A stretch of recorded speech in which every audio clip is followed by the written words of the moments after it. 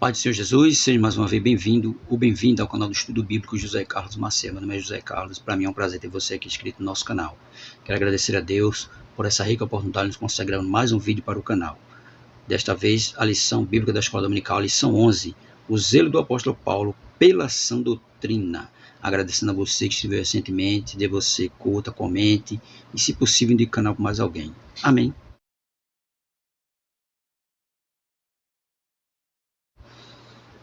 O zelo de Paulo pela sã doutrina, leitura bíblica em classe, 1 Timóteo capítulo 6, versículo 3 a 6 e versículo 11, e 2 Timóteo capítulo 3, versículo 14 a 17. Os hinos sugeridos da nossa lição, hino 306, hino 322, hino 505 da harpa cristã. O objetivo geral da lição, asseverar o zelo pela sã doutrina.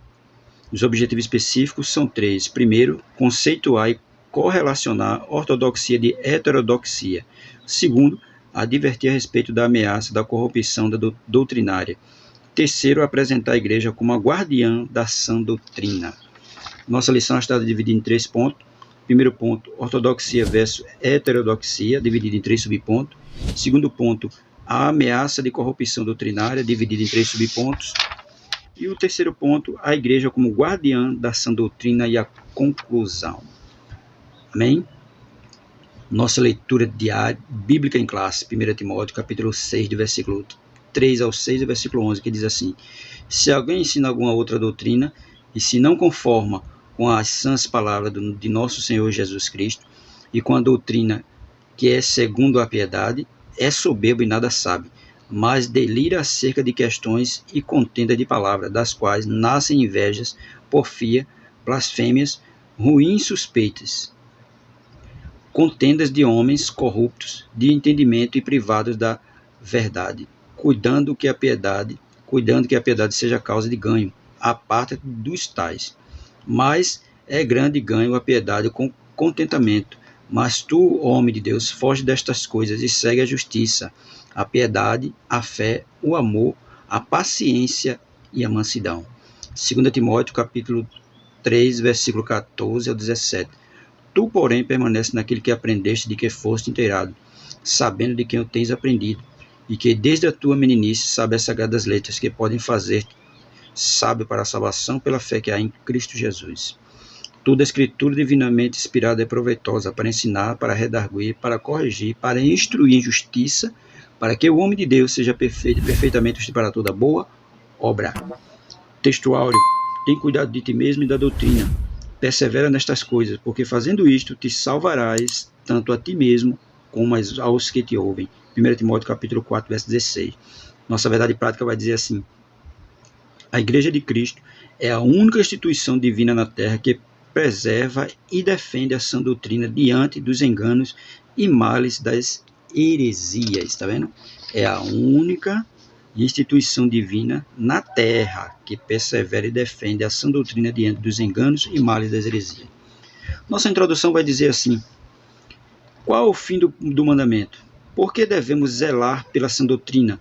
Qual o ponto de equilíbrio da sã doutrina? O assunto que estudaremos nesta lição responderá a essas questões que se mostram importantes para a nossa caminhada na vida cristã. Que o Espírito Santo o enriqueça na graça e no conhecimento de Jesus Cristo. Primeiro ponto, ortodoxia versus heterodoxia. Primeiro subponto, 2 termos técnicos importantes. Ortodoxia e heterodoxia são 2 termos técnicos necessários à teologia para compreender a distinção entre ensino correto e desvios quanto à doutrina bíblica. Esses termos nos ajudam a compreender a preocupação de Paulo com a invasão de heresias nas igrejas locais, porque muitas heresias, né, estão se infiltrando nas igrejas locais, então temos que ter o cuidado e temos que ter um bom estudo da palavra de Deus para não se deixar levar por esses falsos ensinos. Segundo subponto, conceito de ortodoxia. Na língua grega do Novo Testamento, a palavra tem como prefixo ortos e significa o que é direito, reto, certo. 1 Timóteo capítulo 4, versículo 1 e 2. Então, a definição técnica para a palavra ortodoxia diz respeito a absoluta conformidade com o princípio ou doutrina. Na teologia cristã, o termo refere-se ao modelo bíblico das sãs palavras, 2 Timóteo capítulo 1, verso 13. Logo, a doutrina cristã é ortodoxa, enquanto for coerente com o que Cristo e os apóstolos ensinaram. É claro, é ortodoxa porque ela é correta, né? Ela é reta e ela é certa, quando anda em conformidade com aquilo que Jesus e os apóstolos ensinaram. Quando foge disso, então ela nem é reta e nem é certa. Ela é heterodoxia, cheia de algumas coisas, cheia de opiniões, né? Cheia de opiniões e cheio de dogmas estabelecidos. Terceiro subponto, o conceito de heterodoxia. O prefixo para a palavra hetero significa diverso. Assim, heterodoxia nos remete à opinião diferente, oposição aos padrões, normas ou dogmas estabelecidos. Veja, tá vendo? Heterodoxia são opinião diferente e oposição aos padrões, né? Porque na ortodoxia tem um padrão, tem uma norma, né? E eles são diferentes a tudo isso, especialmente a respeito dos ensinos de Cristo. Eles vão contrários aos ensinos de Cristo. Ainda tem aí, juntando isso, ainda tem normas e dogmas estabelecidos.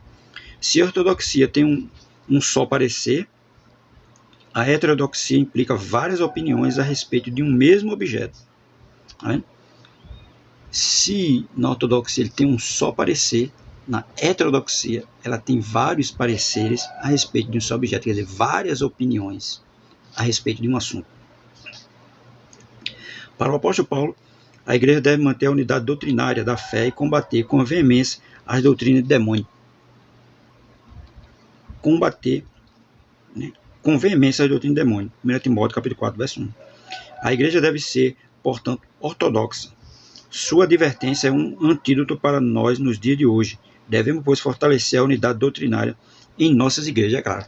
Nós não podemos fugir da sã doutrina dos apóstolos e de Jesus e dos apóstolos. Tudo que Jesus ensinou, temos que ensinar da mesma forma. Tudo que os apóstolos ensinou, nós temos que ensinar da mesma forma. Não fugir a isso. Porque se fugir a isso, vai se tornar uma heterodoxia, que tem várias opiniões a respeito de um assunto. Então nós não podemos fugir à ortodoxia. Ensinar a Bíblia como ela é. Sem mistura, sem enganos, da forma que Jesus deixou. Segundo ponto, a ameaça de corrupção doutrinária. Primeiro subponto, a advertência do apóstolo. Em 1 Timóteo, Paulo adverte acerca de alguns que não ensinam alguns que não ensinem outra doutrina, né? Advertindo para não ensinar outra doutrina, a não ser o que já está ali, a não ser o que já foi proposto. Aí ele vai dizer, aqui a palavra para outra é héteros, diversos, por isso Paulo se refere a outra doutrina como a que nada tinha a ver com a genuína doutrina de Cristo. Por isso que ele diz, a héteros, né? Ele disse no começo, Paulo adverte acerca de alguns não ensinem outra doutrina. Tem que ensinar a doutrina genuína, a doutrina de Jesus Cristo. Por isso que ele vai dizer, héteros quer dizer diversos, por isso Paulo se refere a outra doutrina como a que nada tem a ver com a genuína doutrina de Cristo. E é isso que tem acontecido. Muita gente tem ensinado coisas erradas, coisas que Cristo não ensinou, ensinando totalmente diferente, levando o povo ao erro.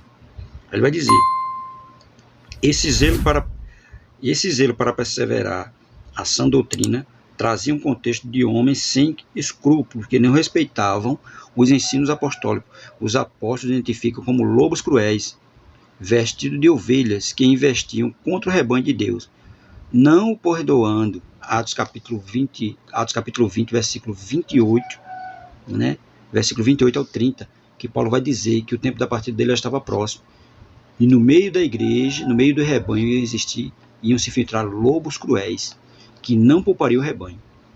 E é isso que tem acontecido hoje. Muitos lobos cruéis têm se infiltrado no meio da igreja, fazendo apóstolos para si mesmo, fazendo discípulos para si mesmo, e corrompendo a sã doutrina. Segundo subponto, quais eram os problemas de ordem doutrinária?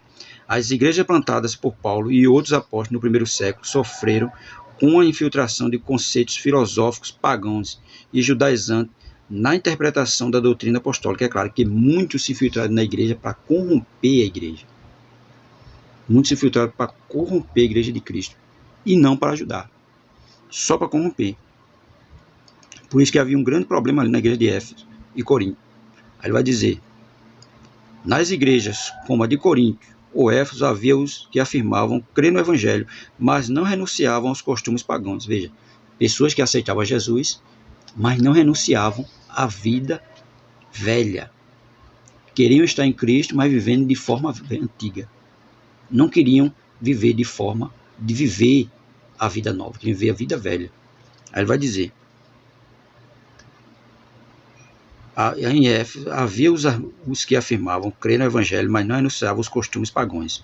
Outros traziam uma bagagem religiosa de legalismo judaico, aliada ao gnosticismo, 1 Coríntios capítulo 1, verso 12. Veja, nem queriam sair da vida pagã, ainda vinham associados ao gnosticismo, vivendo de forma antiga. Não tinha havido ali com eles um novo nascimento. Eles não eram verdadeiramente convertidos. Eles estavam na igreja, mas estavam ainda com costumes pagãos. É lamentável que hoje haja os que defendem a banalização da graça de Deus para, em nome dela, viverem em licenciosidade, e os judaizantes que confundem a liturgia cristã com a judaica, bem como a moral cristã com o legalismo judaico. A Igreja de Cristo pertence a um novo tempo e deve obedecer ao ensino do Novo Testamento, é claro, porque a igreja ela foi formada no novo tempo. Ela não foi formada com a lei antiga, foi formada na lei nova, a lei de Cristo Jesus, a lei do Novo Testamento. Por isso que 2 Coríntios 5,17 vai dizer que quem está em Cristo, nova criatura é, tem que ver em novidade de vida, não viver da vida antiga. E era o que acontecia em Corinto e Éfeso. Tinha pessoas que ainda estavam ligadas aos costumes pagãos, ao gnosticismo e alguns legalismos judaizantes. Por isso que Paulo vem falar sobre isso, né? Sobre o compromisso de defender a sã doutrina. Terceiro subponto vai dizer fábulas e genealogias intermináveis, 1 Timóteo capítulo 1, verso 4. No tempo de Paulo havia os mestres falsos que propagavam fábulas e lendas da vida judaica como culto aos anjos, Colossenses capítulo 2, verso 18. Além de não possuir conteúdo concreto, eles torciam o sentido da verdade apostólica. Eles torciam a verdade. Eles torciam a palavra de Deus. E ensinando o quê? Culto aos anjos. Que os anjos não devem ser cultuados, mas naquela época eles já estavam fazendo isso. Culto aos anjos e torciam a palavra da verdade. O apóstolo advertiu a igreja quanto a essas coisas e as refutou com veemência, 1 Timóteo capítulo 1, versículo 3 e 4. Aqui aprendemos que não podemos perder tempo com querelas infrutíferas. O conhecimento da Escritura não é para ostentar vaidade pessoal ou capacidade do intelecto, mas para nos fazer caminhar com o coração puro, uma boa consciência e uma fé não fingida. 1 Timóteo capítulo 1, verso 5, é claro, é para tudo isso. Para nos fazer caminhar com o coração puro, uma boa consciência e uma fé não fingida. E, acima de tudo, para nós podermos refutarmos aquele que vem falar contra a palavra de Deus, aquele que vem trazer falsos ensinos que corrompem a sã doutrina. Nós temos que ler e estudar a Bíblia para isso, para refutar os falsos mestres, para refutar os falsos ensinos. Aqueles que não leem a Bíblia são facilmente levados por vento de doutrina, mas aqueles que leem, que estudam, que meditam, não vão ser levados por vento de doutrina, porque ele está balizado na palavra de Deus. E é isso que nós devemos fazer. Ler a Bíblia para saber se defender dos falsos ensinamentos e dos falsos mestres. Feito Paulo deixou bem claro que com o tempo eles se infiltrariam das igrejas. E muitos surgiram da própria igreja, que aprenderam a palavra, estudaram a palavra, mas com o passar do tempo começaram a ir contra a própria palavra, refutando veementemente a verdadeira palavra de Deus. E muitos se corromperam. E muitos até se afastam da igreja. Terceiro ponto vai falar, a igreja como guardiã da sã doutrina. A igreja é coluna e firmeza da verdade. Em Timóteo, o apóstolo declarou que a igreja sustenta a verdade, 1 Timóteo capítulo 3, verso 15. Por consequente, diante das falsas crenças, a igreja é coluna e firmeza da sã doutrina. Ela é a demonstração viva e santa da verdade revelada nas Escrituras. Por isso a igreja mantém e defende a sã doutrina contra todo erro. Veja, a igreja ela mantém e defende a sã doutrina contra todo erro. Porque hoje nós estamos vendo muitos erros por aí. Mas a igreja verdadeira, ela mantém e defende a sã doutrina. Aí ele vai dizer: mantém e defende a sã doutrina contra todo erro, oposição intelectual, filosófica e religiosa dos falsos mestres. Não podemos descuidar desse nosso papel, claro, nós não podemos descuidar desse nosso papel.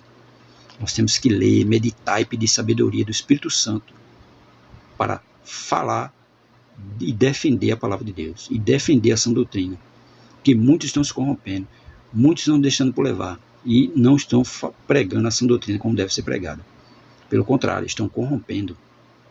Por isso que Paulo deixa bem claro que com o tempo, no meio de vós surgirão lobos cruéis.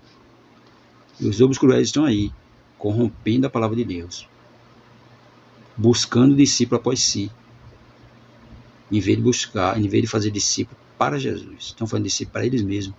Por quê? Muitos não leem a Bíblia, muitos não estudam a Bíblia, e tudo que eles falam para eles é verdade. E muitas vezes não é. Segundo subponto, o objetivo do zelo pela sã doutrina. Qual seria o objetivo de zelar pela sã doutrina? Perseverar o amor de um coração puro e de uma fé não fingida. 1 Timóteo, capítulo 1, verso 5. A finalidade da defesa da doutrina é o amor, como prática sincera de fé em Cristo. O falso ensino e os falsos mestres geram contenda, dissensões e gangrenas na comunhão. É claro, porque os falsos ensinos só vai trazer o quê? Confusão no meio do povo. Só vai trazer contenda, feridas que, para serem fechadas, torna-se um pouco, às vezes, muito difícil, porque a partir do momento que aprendeu errado, vai fazer errado. E é isso que eles têm feito. Colocado o ensino errado no meio do povo. E o povo vai por esse vento de doutrina achando que está fazendo a coisa certa. E para consertar é muitas vezes difícil. Precisa muito de ajuda do Espírito Santo de Deus. Ele vai dizer aí: o falso ensino e os falsos mestres geram contenda, dissensões e gangrena na comunhão. Logo, não há cristianismo ortodoxo sem a prática do amor, de um coração puro e de uma fé não fingida. É claro, não há ortodoxia sem isso. Sem um coração puro e sem um amor não fingido. E é isso que a palavra de Deus gera nas pessoas, gera no crente. Um coração puro e um amor não fingido. Mas os falsos ensinos não. Os falsos ensinos só vai gerar contenda, dissensões, tumulto no meio da igreja. Só isso que o falso ensino vai gerar. Por isso nós temos que zelar pela sã doutrina, para que não haja contenda nem confusão no meio da igreja, e sim um coração puro e uma fé não fingida.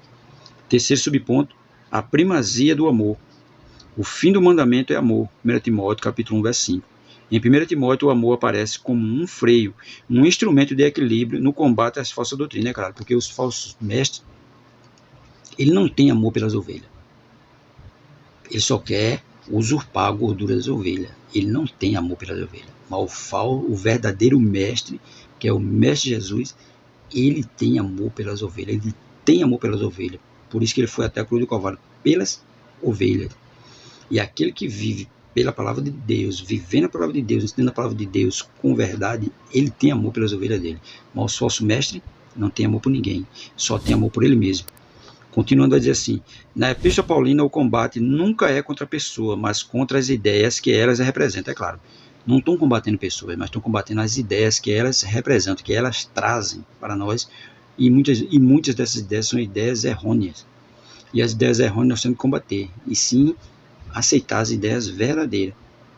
Por isso que tem um velho ditado que diz que nós devemos dar com 2 sacos, um furado e um bom. Porque o que for de bom a gente coloca no saco bom, mas o que for de ruim a gente joga no saco furado, porque quando sai no saco furado dali ele vai embora, não permanece. E é isso que nós devemos fazer.